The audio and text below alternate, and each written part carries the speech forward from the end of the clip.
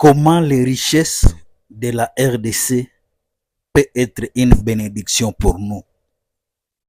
Parce que la question à se poser, c'est que d'autres pays s'enrichissent en RDC alors que la population reste toujours pauvre, vit avec moins de $2 par jour.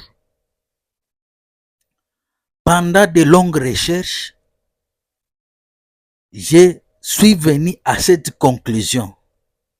Je vous donne comme conseil la jeunesse de 1990, que vous puissiez mettre ça dans votre cœur pour ne pas tomber dans les erreurs que nos prédécesseurs sont tombés. C'est vrai, on dit que nous sommes utilisés comme des proxys. Nous sommes utilisés comme des proxys, des marionnettes, des pantins. Mais derrière les gens qui nous utilisent, ce sont des multinationales, ce sont des grands hommes, des milliardaires, des millionnaires. Mais nous, on nous utilise. Sur cette image, je vais parler des échanges dans le monde. Ici, je m'adresse à toute l'Afrique.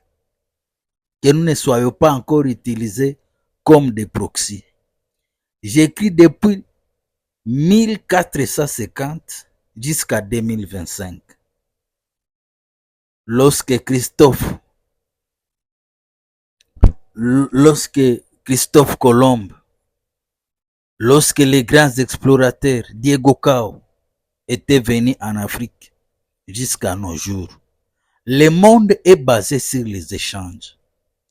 Je suis en train de dire que les Africains ont besoin de l'Europe, tout comme les Européens ont besoin de l'Afrique. Les Américains ont besoin de l'Afrique, tout comme les Africains ont besoin de l'Europe. Les Asiatiques ont besoin de l'Afrique, tout comme les Africains ont besoin des Asiatiques. Tout est basé sur les échanges. Sur cette photo, vous devez savoir que les Asiatiques, les Européens, les Américains, les Océaniens, ils ont besoin de nos matières premières. Et nous, nous avons besoin de leur argent. Nous avons besoin de leur argent et eux ont besoin de notre matière première. À côté, vous avez une pierre. Ceux qui savent étudier les pierres, ils peuvent connaître c'est quelle sorte de pierre. Ces pierres se trouvent en Afrique, mais nous ne savons pas leur utilité. Si je donne ces pierres à un enfant de Massis, à un enfant de Chopo, à un enfant de Owele, Ubangi, Bazouele, Zongo, Bakongo, Kwango, Kwamut, Bolobo, Chouapa, il ne sait pas comment l'utiliser.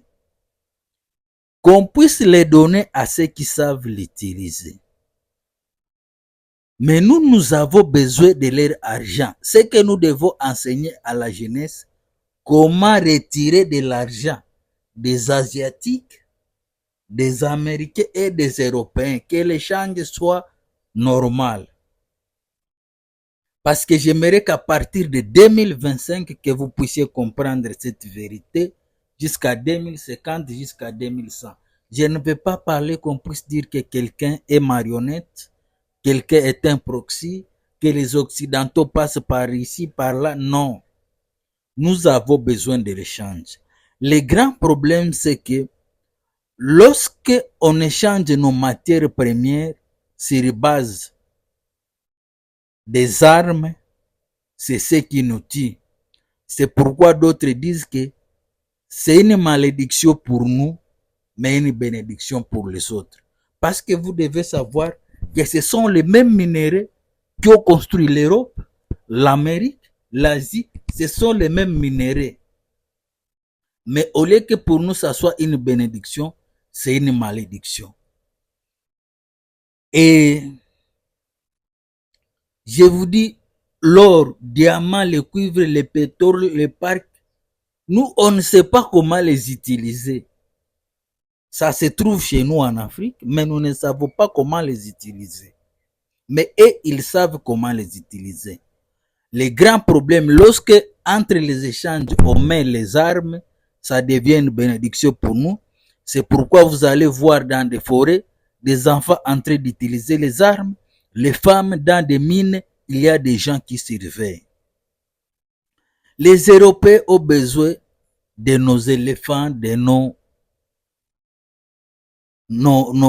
Big Five, les Asiatiques, les Américains. Mais nous, nous avons besoin de leur argent. C'est ça la grande vérité. Parce que c'est par cela que lorsqu'il y aura échange basé sur la considération, sur la prospérité, sur l'amour, c'est là qu'il y aura le développement. Mon souci, c'est que l'échange soit une bénédiction pour nous et aussi une bénédiction pour eux. Parce que nous, on ne mange pas les cuivres, les diamants, les pétroles, les zinc, mais nous pouvons les utiliser grâce au téléphone. Qu'on ne soit pas utilisé comme des marionnettes, mais que l'échange soit égal à égal. J'aimerais que depuis 2025 jusqu'à 2100, que ceux qui connaîtront cette vérité, ce qu'on doit enseigner à l'école, aux universités, au secondaire, c'est comment tirer, avoir l'argent des Européens, des Asiatiques et des Américains au profit de la population. Parce que le grand problème, on nous dit que les autres ont si utilisé nos élites, ces gens-là s'enrichissent au détriment de la population. Pour vous dire que si nous travaillons ensemble, en nous considérant les uns les autres, nous allons prospérer et nous allons quitter la situation de 2 dollars par jour à 10 dollars par jour. Vous devez savoir que les Asiatiques ont besoin de notre or, diamant, cuivre, forêt, pétrole, cacao, café, vanille. Et nous, nous avons besoin de leur argent. Ce que nous devons enseigner à nos enfants, c'est comment ils peuvent tirer avantage de leur argent qui proviennent de ce que la nature nous a donné. Regardez les éléphants et des touristes qui sont en train de visiter. Nous devons enseigner comment attirer les touristes dans notre pays, comment sécuriser les milieux pour que les touristes puissent venir. Nous, on n'a pas besoin des éléphants, on n'a pas besoin des hippopotames, on n'a pas besoin. Mais nous avons besoin de leur argent et nous pouvons leur faciliter à venir visiter nos parcs, nos réserves, nos attractions culturelles, que nous puissions jouir de leur argent.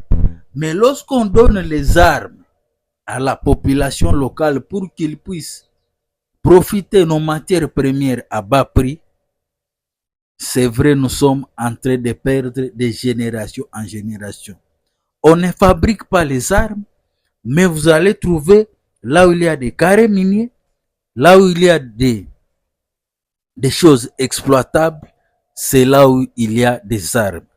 Ici, je conseille à la jeunesse que notre échange soit gagnant-gagnant. Étudions comment nous pouvons avoir leur argent.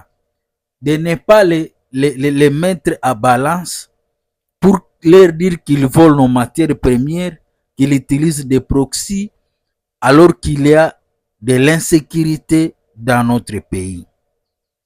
Ça, c'est mon conseil à la jeunesse, dès aujourd'hui jusqu'à la fin. Merci de nous avoir suivis. Rendez-vous dans nos prochaines vidéos où nous allons parler davantage comment nous pouvons retirer leur argent de leur poche pour le placer dans nos poches et que nous puissions leur donner les matières premières dans l'égalité, la prospérité, la considération, pour que la bénédiction soit pour nous tous.